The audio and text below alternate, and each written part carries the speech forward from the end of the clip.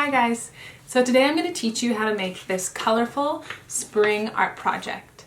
So for this project you're going to need a piece of paper, some watercolor paints, and something to color with that's made out of wax. So either oil pastels or wax crayons or even pencil crayons will work okay for this project. A wax resist painting means that wax that is in our crayons or our oil pastels does not want to mix with the water from our watercolor paint. Ugh, they do not want to go together. So when we color something with our crayons and then paint over top, the wax resists the paint and so it won't stick. And that's how we get this really cool effect of having these little water droplets and also this cool grass detail. So if you'd like to learn how to make this project, stick around. Alright, for this drawing, we're going to start by drawing our umbrella, which is kind of a rainbow shape near the top of the page. Now usually, I just kind of eyeball that on my own, especially if you're using pencil to do a practice drawing first. You can kind of figure out the right shape, but since we're at home, it's kind of cool that you can look around to find something that's just the right shape. So this Tupperware fits really well because I can fit about 2 and 3 fingers on each side and on the top. That's where I want it to be. Not in the middle, but about 3 fingers from each edge near the top. So now I'm just going to take my marker or pencil. If this is your first time doing this drawing, I highly recommend that you do it in pencil first and then go over with Sharpie. I'm doing Sharpie just so that you can see it on the camera. So I'm going to start halfway through, go around the top and stop at about the same place right there. And when I lift it, ooh, awesome, perfect umbrella. So now I'm going to add some curved lines to make kind of the bottom of the umbrella. And this takes a little bit of practice until you can get kind of the spacing right. So another good reason to be doing your practice drawing in pencil. Oh, I've got a tiny little one over there, but that is okay. It kind of just looks like the umbrella is turning. So now on the top of your umbrella, I want you to add a small little line. Next, we're going to connect this line to each point that we just created. But if we draw them as straight lines, it's not going to look very round and 3D. So we're actually going to kind of follow this curved line when we're drawing those lines. So curved line to connect to the point, curved line to connect to the point, curved line, curved line. And this one's pretty much just straight. Okay. So now we're going to draw our raincoat, just tucking out from our umbrella. And you'll notice I do this a lot. I often draw my lines with my finger first before I use my pen or pencil. It's a really good idea to kind of help you figure out exactly where you want to go. It's like a practice without actually drawing anything. So I'm going to go down to about here and make that rectangle shape. This is going to be our raincoat. So now I can add a couple coat details as well. Straight line down the middle for the opening. Maybe some buttons. Gonna add some nice big pockets because usually raincoats have nice big pockets. And you can get creative at this part. If you want to add any more details to your raincoat, go right ahead. Now I'm going to add my legs and my boots. So my legs are just going to start as 2 squares. We want to keep them about the same size. So now we're going to make our boot. Our boot goes out a little bit wider than our legs. So that's why I made that line go just past the bottom of my square.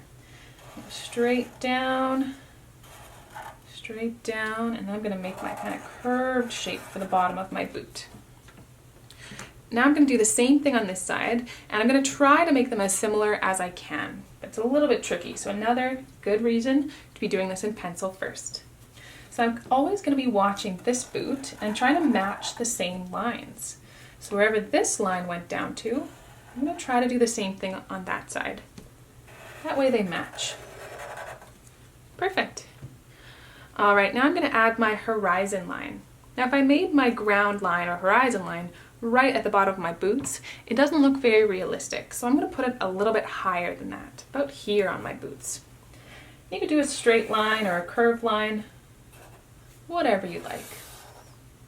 And my last step is I'm going to add a puddle underneath my boots like I just jumped in it.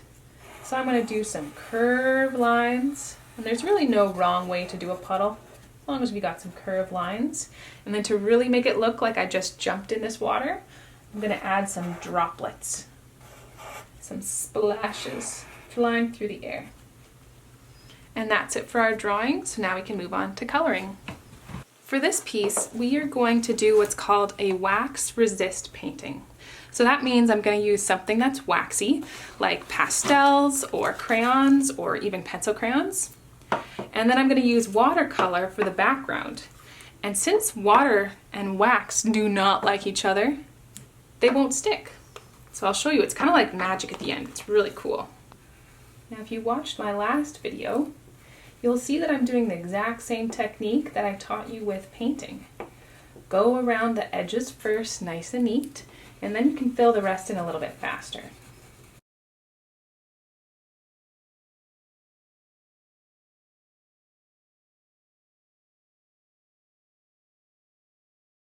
Okay. Now if you have any pastel crumbs, like you can kind of see on mine, you don't want to brush it with your hand because pastels smear really, really easily. So instead, you just want to get low to your paper and blow it off. Now we're going to add our cool effect to make it really look like it's raining. So I'm going to use a white pastel and maybe even a little bit of this really light blue. And I'm just going to draw raindrops. Oops, I shouldn't have put one there because that's underneath the rainbow or the umbrella. No big deal. Now you won't be able to see them yet, but you will when you paint over. So you kind of want to make slow, careful little raindrop shapes. Or I'm doing kind of like oval shapes. You can also do kind of just dashed lines. Either one will work.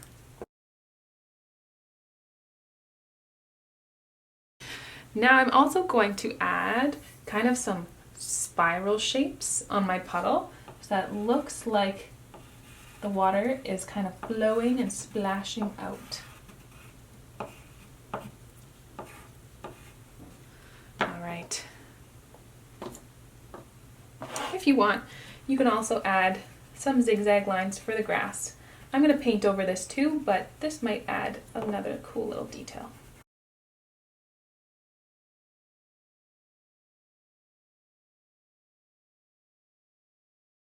Now we are going to add watercolor paint, and hopefully our trick worked and it won't stick to where we have those wax pastel parts. So first of all, I'm going to take my watercolor brush, dip it in some water. I'm going to wake up my paints first. So I'm going to wake up blue and I'm going to wake up green. Those are the only two colors I need for this painting. Wash my brush, drag that extra water on the lip so that you don't have a big puddle on your painting. We're going to pick up some blue. Ooh, let's see if it worked. How cool is that? Magic.